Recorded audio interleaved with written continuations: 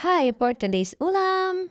Ayan, luto tayo ng calderetang spare ribs. So, syempre una, carrots at patatas, i-fry lang natin. Para maluto siya, syempre.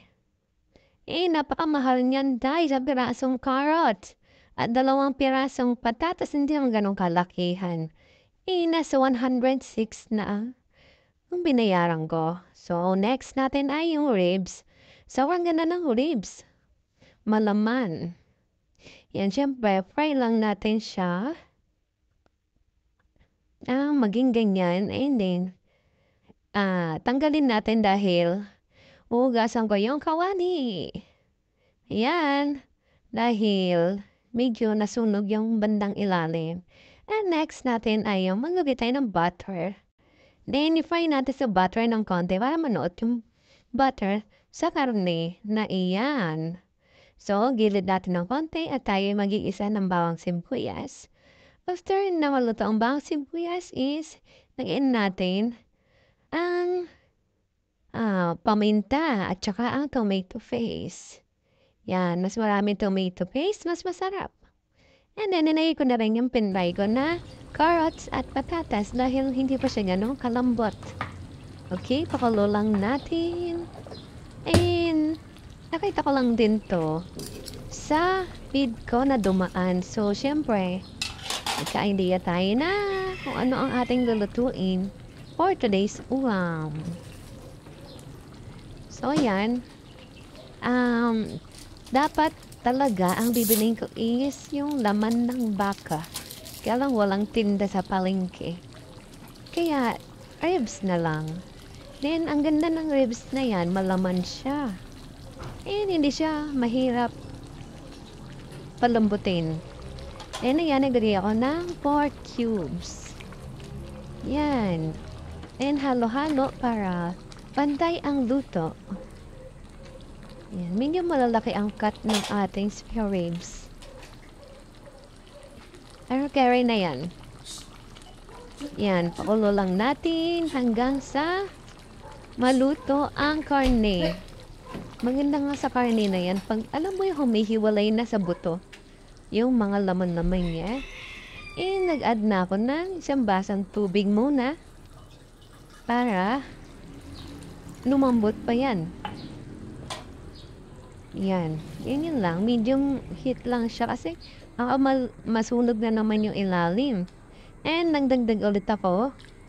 Kasi nga, medyo matagal tong pakuluin. Hindi mang matagal. Medyo lang. Yan. Mas maraming tomato paste. Mas masarap. Yan. Di ba? Nakahanap tayo ng lulutuin for today's ulam. Okay. Okay, takpan muna natin para to siya nang mabilis. Baga, lumambot ba nung mabilis? No. Ayan, pakuluin pa natin ng pakuluin para lumambot ang naman-laman. Ayan, tinry ko na siya kung malambot ba na siya. And medyo matigas pa nga. So, patuloy lang ang pagpapakulo para lumambot pa. Yan. And naglagay na ako ng liver spread. Reno. 1 can na maliit. And gata. Yes, gata po. May gata po ang ating caldereta. Masarap dyan yung magata. And then, ayan na siya. At batis lang ang tinimpla ko rito. And then, konting magic. And 4 cubes. Ayun lang po. And syempre, paminta. Hindi pwedeng mawala. Alam mo naman, paminta, lahat ng ating menu. May paminta. So, yun na. Ang sarap.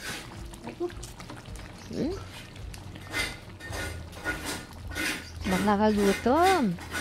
Pinapanood ko ngayon, nagugutom na naman ako. So, Alam mo na, mapaparami na naman ang kain ni Bugoy. At nagustuhan niya yan. Nagdala ako sa school. Yan ang lunch niya ngayon. Nagustuhan niya. Masarap daw. And syempre, wala namang hindi masarap sa batang iyon pag ako ang nagluto. So, ayan lang. Medyo luto na siya. As in, luto na talaga siya.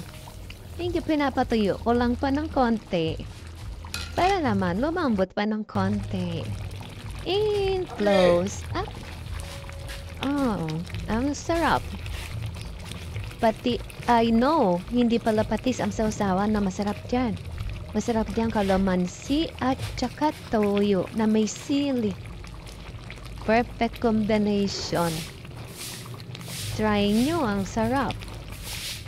Hindi ako nagasarapan sa kanya pag ang sausawan is patis. No, mas masarap ang kalamansi at toyo na may sili. So, ayan na. Taste test is done. Super sarap niyan. Nagustuhan ko siya. First time ko magluto nito. Pero perfect. Perfect ang luto. Para sa akin ha.